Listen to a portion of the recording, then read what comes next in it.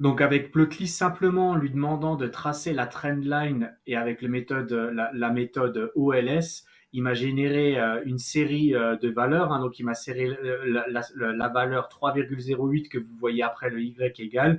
Il m'a mis la valeur de moins 82 que vous voyez à la fin du Y égale.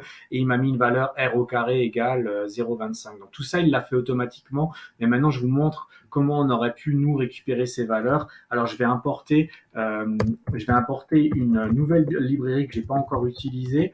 Je vais importer la librairie, mais je vais lui importer uniquement un module qui m'intéresse. Donc au lieu de faire import de la librairie, je vais lui dire depuis la librairie, donc from en anglais, importe-moi juste un module spécifique et c'est le module stats parce que je vais faire des stats dessus que je veux. J'ai le droit de les faire comme ça et donc c'est bien si je vous montre le type de stats, c'est bien un module que j'ai. Donc en gros, j'ai pas importé toute la librairie, j'ai juste importé le module qui m'intéresse. Donc on a le droit de faire ça et on peut faire ça et on devrait faire ça.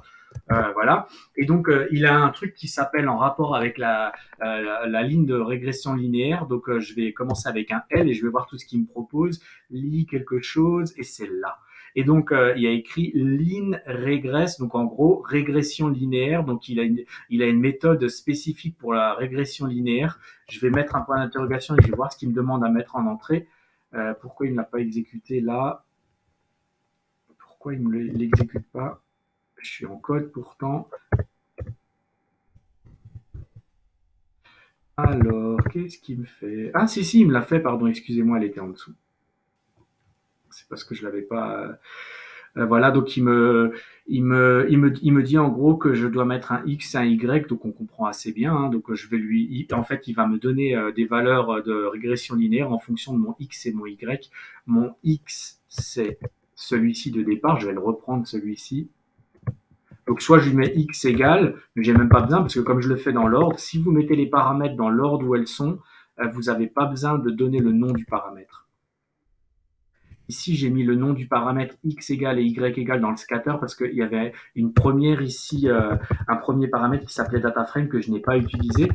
Donc, je l'ai pas utilisé, j'ai le droit, mais comme maintenant je suis plus dans l'ordre, et ben je mets x et y. Là, ici, je peux faire ça, x, y. Je vais l'exécuter, on va voir s'il me sort déjà au moins quelque chose. Il me sort quelque chose. Et maintenant, on va voir sans mettre le x et le y.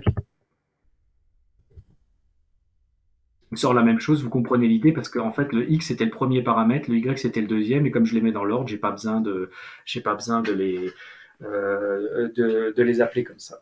Ensuite, maintenant, il m'a sorti plein de trucs. Il m'a sorti alors ça a l'air un peu bordélique, mais en fait, c'est très simple. Hein. Il m'a sorti une valeur, quelque chose qui s'appelle slope. Il m'a sorti quelque chose qui s'appelle intercept. Il m'a sorti quelque chose qui s'appelle r value. Et il a continué à d'autres choses, mais les autres choses m'intéressent pas. Donc maintenant, je vais juste vous générer j'ai le droit de faire comme ça. Donc je prends ce que j'ai fait là et il m'a généré un objet qui ressemble un peu à une liste, un peu à un tuple, mais en gros ce que je peux faire maintenant ou un dictionnaire, c'est un peu un mélange de tout ça si vous voulez, mais c'est vraiment un objet propre à cette librairie parce qu'on le voit ici. Hein, et donc ce que je peux faire par contre, c'est appeler chaque fois le nom et il va me sortir la valeur qui est à côté. Donc là, si j'appelle le nom, il me sort la valeur. Je vais faire la même chose pour les trois que je vous ai dit qui sont intéressants.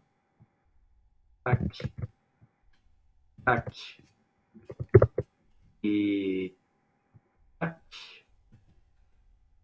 pardon. Donc là, on va voir en fait ce que c'est.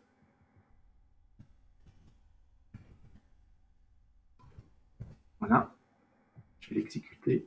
Qu'est-ce qui... Ah oui, oui, non, non, il ne faut pas que je lui donne tout, il faut juste que je lui donne le nom et il me sort la valeur. Et je vais juste prendre cette valeur-là, là, et je vais l'élever au carré. Vous allez comprendre pourquoi. Et donc, on va commencer par le slope. Slope en anglais, ça veut dire pente. Et donc, en fait, il me la met à 3,08. Si je regarde ce qu'a fait Plotly Express, il m'a généré sur la deuxième ligne, là, il y a écrit Y égale. Je vous avais dit que c'était AX plus B. A, c'est le coefficient directeur d'une droite. Autrement dit, la pente d'une droite. Donc, en gros, je peux lui dire que ça, c'est mon A. Ça sera utile pour la prochaine vidéo. En gros, slope, c'est le coefficient directeur ou le A. Mais comme nous, à l'école, on a appris A, et ben, je vais le laisser en A. Le B ici, Y égale à X plus B, on voit que c'est moins 82. Donc, en fait, le intercept, c'est mon B. Et donc, je vais mettre B égale, parce qu'on a pris ça à l'école comme ça. Suite à la prochaine vidéo.